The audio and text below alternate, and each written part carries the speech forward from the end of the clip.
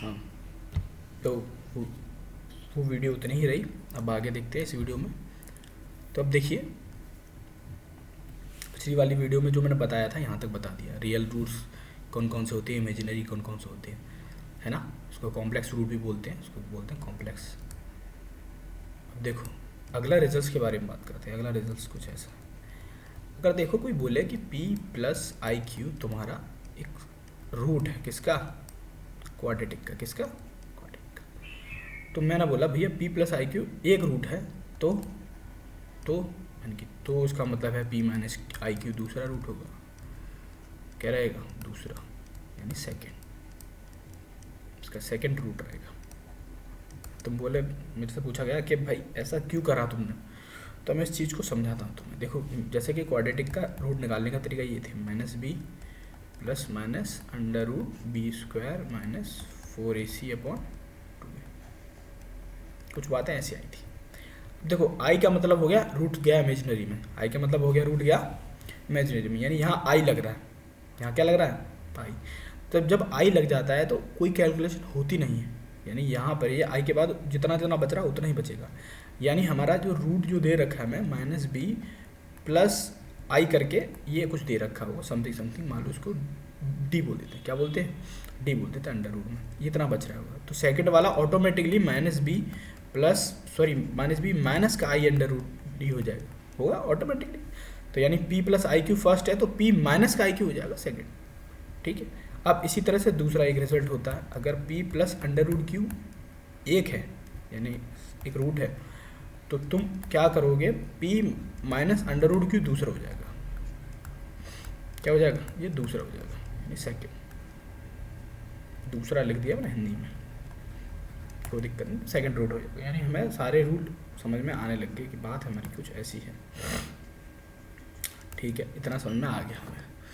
अब देखो, क्वाड्रेटिक के बाद ना इसमें इतनी बात समझ आई, यानी हमारा मेन मुद्दा चला डी से, यानी डी ने हमें पहुंचाया यहाँ तक, डी और इस फॉर्मूले ने हमें यहाँ तक पहुंचा दिया। अब इतने के बाद अब मैं क्वाड्रेटिक के मेन हिस्से पे आता हूँ। किस पे आता हूँ, मेन हिस्से पे आता हूँ। चलो मेन हिस्से पे आता हूँ, ये भी एक रिजल्ट्स के अंदर ही आएगा।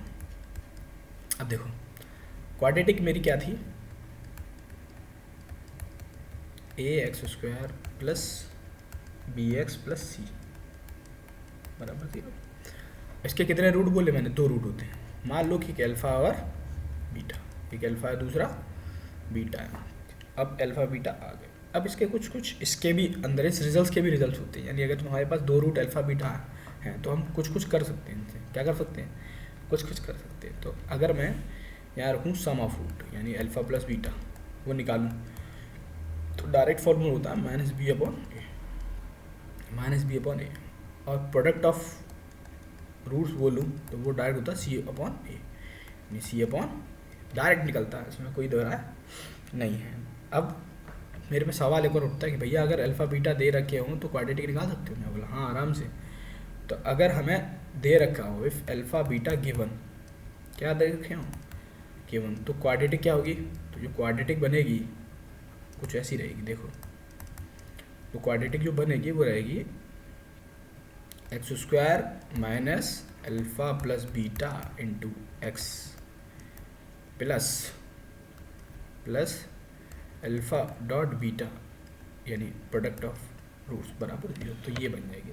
ठीक है, हमें आसानी से ये बात बहुत ईजिली पल्ले पड़ जाएगी, हमें कोई दिक्कत नहीं हुई। अब इसको मैं ऐसे भी लिख सकता हूँ, एक्स माइनस अल्फ़ा और X minus beta is equal to 0। दोनों तरीके से भी इसको लिख सकता हूँ, दोनों ही काम करेंगे बहुत अच्छे से, कोई दिक्कत नहीं है। तो ये मेरी बातें समझ में आ गई। अब इसके बाद हम रिजल्ट पढ़ लिया, अब हम क्वाड्रेटिक एक्सप्रेशन समझेंगे। क्या समझेंगे, क्वाड्रेटिक एक्सप्रेशन, कि भैया एक्सप्रेशन होता क्या है। हमने इक्वेशन समझा, अब इसके एक्सप्रेशन आते कहाँ से हैं, इसका डायग्राम में कैसे यूज़ होता है, वो सारी चीज़ हम पढ़ेंगे अब आगे। ठीक है, तो पढ़ने के लिए मैं क्या करता हूँ, यहाँ पे इसको पहले तैयार करता हूँ। देखो, मुझे पता है कि मैंने क्वाड्रेटिक मानी है एफ एक्स बराबर कितना, a x square plus b x plus c. ठीक है, अब मैंने क्या किया, एफ एक्स में ए कॉमन ले लिया। क्या ले लिया, ए कॉमन ले लिया, तो अंदर क्या बचेगा, x square plus B upon a into x plus c upon a. Topic क्या है? Quadratic equation. क्या है topic? Quadratic expression, quadratic expression.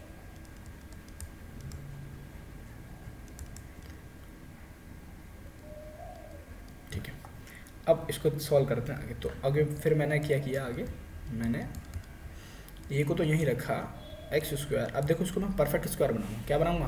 Perfect square. तो बनाने के लिए मैंने क्या कर दिया, 2 का गुणा कर दिया और 2 का भाग दे दिया, मल्टीप्लिकेशन बाय 2 और डिवाइडेड बाय 2 इंटू एक्स तो चल ही रहा था प्लस सी अपॉन ए था, इतना मैंने कर लिया। इसको मैंने और आगे बढ़ाया। मैंने क्या किया, इसमें मैंने क्या कर दिया कि अब ये 2ab का फॉर्म बनना है। क्या बनना है? ए तो है ही है, ये बी है, तो बी स्क्वायर जोड़ दूंगा, बी स्क्वायर घटा दूंगा, कौन सा बी? ए प्लस बी की होल स्क्वायर वाले फॉर्मूले, यानी 2 इंटू बी अपॉन 2a तो है ही यहाँ पे, इंटू एक्स तो चल ही रहा था। मैंने क्या कर दिया, B upon 2a whole square जोड़ दिया और माइनस का B upon 2a whole square भी कर दिया साथ में, प्लस का सी अपॉन ए तो है ही यहाँ पे। ठीक है, अब उसके बाद और आगे पे बढ़ा। अब देखो ये डायरेक्टली हो गया X square plus B upon 2a whole square plus 2xb है भाई। तो ये डायरेक्ट फार्मूला बन गया। एक्स किसका बनेगा? सूझो तो जरा, ये फार्मूला बन गया डायरेक्ट किसका? X plus B upon 2a whole square. क्या बना? X plus B upon 2a whole square. बचा क्या यहाँ से? यहाँ से सी अपॉन ए प्लस का बचा और माइनस का B square upon 4a square, ये बचा, ये हमें बचा। इसको और आगे सॉल्व किया मैंने इसको और सॉल्व किया। ये अंदर क्या होगा? X plus B upon 2a whole square, और ये अगर मैं देखूँ यहाँ से 4a स्क्वायर को नीचे से एलसीएम ले लूँ तो ए से ए कटेगा, 4a मल्टीप्लाई बाई सी, तो 4ac माइनस बी स्क्वायर हो जाएगा, 4ac माइनस बी स्क्वायर।